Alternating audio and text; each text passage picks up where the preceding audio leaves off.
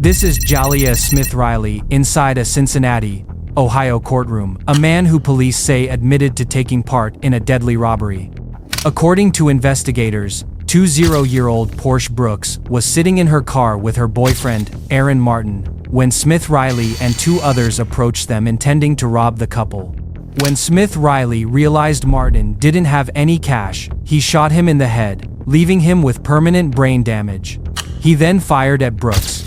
She survived the initial shooting but tragically died 3 days later from her injuries. Go back,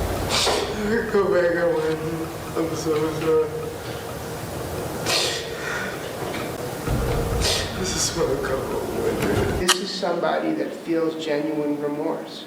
This is somebody that thinks about this every day, and he knows that he can't go back in time and undo what he did. Now, Portia Brooks' mother steps forward to deliver an emotional victim impact statement. Me mentally, emotionally, he killed my identity as a mother of 3, as a family of 4. This is now Brooks' sister speaking. I have to deal with life without Portia, so he should deal with life without parole. These are the tense moments just before Jaleel Smith Riley learns that he will never be allowed to return home again. Four defendants serve a term of life without parole. As to count 4 for the offense of attempted murder, violation. This is Seth Welch and Tatiana Fusari, a religious farming couple from Cedar Springs, Michigan, who have been charged with the murder of their 10-month-old daughter, Mary Welch. Authorities say the couple told police they noticed the baby was underweight and frail, but did not seek medical attention due to their religious beliefs and mistrust of medicine and the government. This is the 911 call from the father when he reportedly discovered his child had died. Did you find this child? It's about an hour and a half. I was waiting. I called my lawyer first thing to ask, what's the next thing I could do. So you found the child an hour and a half ago? Yeah. And called your lawyer first, correct? Yeah. Okay.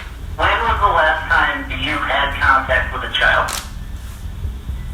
Last night,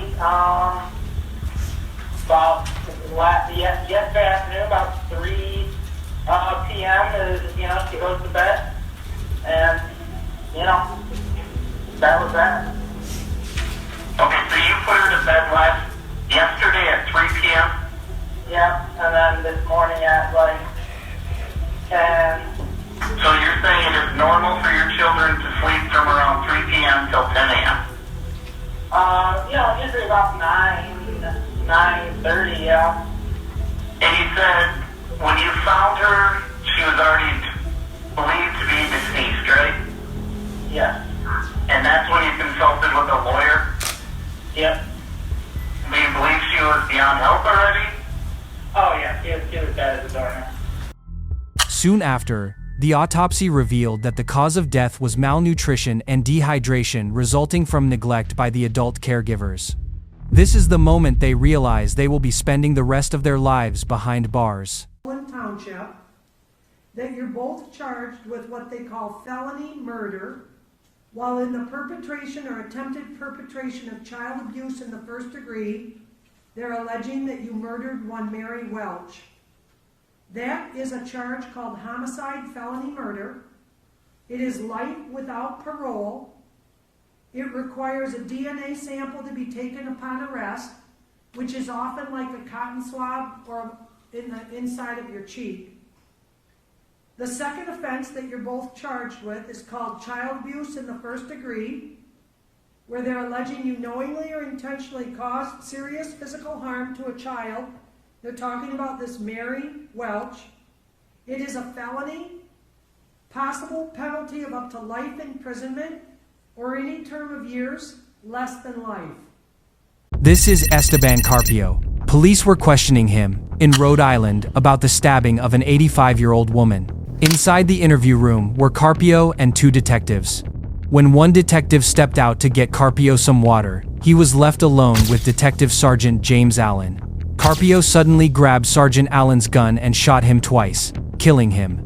He then jumped out of a 3rd-story window and fled the scene, but was captured just 45 minutes later. At his arraignment, Carpio appeared wearing a protective mask designed to prevent spitting or biting, his face visibly injured. The sight stunned the courtroom. But it wasn't just Carpio that drew attention. His family members caused further shock by accusing police of using excessive force. It's police brutality. He was mentally ill, and he needed help, and we couldn't get it. We tried and tried, and he didn't deserve it. An FBI investigation later concluded that police did not use excessive force, and that Carpio's injuries were the result of his jump from the third floor and his subsequent struggle with law enforcement. Every day, I face the facts of what I did and what happened. He was sentenced to life in prison without the possibility of parole. This is Diana Lovejoy. She was once married to Greg Mulvihill and lived with him in Carlsbad, California. But their marriage eventually fell apart, leading to a bitter divorce filled with legal disputes. The court ultimately ordered Diana to pay Greg $120,000 for his share of their family home and ruled that she must share custody of their son. Furious over the court's decision, prosecutors say Diana plotted to kill her ex-husband, teaming up with her boyfriend, Weldon McDavid. Greg was shot in the torso, but the bullet narrowly missed his heart, and he survived. Investigators later determined that both McDavid and Diana conspired to commit murder, and the court found there was sufficient evidence against them. I still care about Greg, and as much as I did love him. I loved him a lot. And I really cared about him, and I still care about Greg.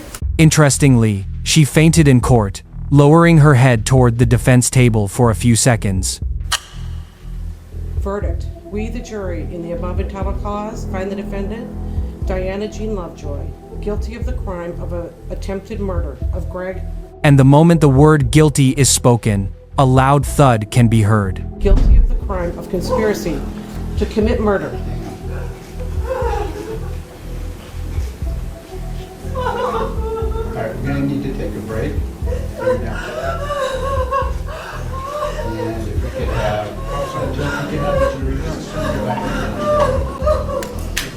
When medics carry her out, she still appears to be unconscious.